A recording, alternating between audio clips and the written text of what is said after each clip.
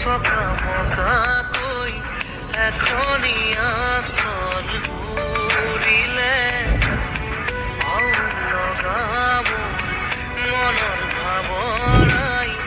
এটি যেন দিশা পালে কলম তুলি লৈ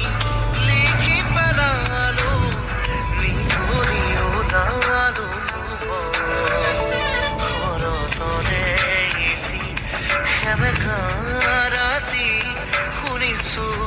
নিয়ৰ ঘৰতনে এটি সেমেকা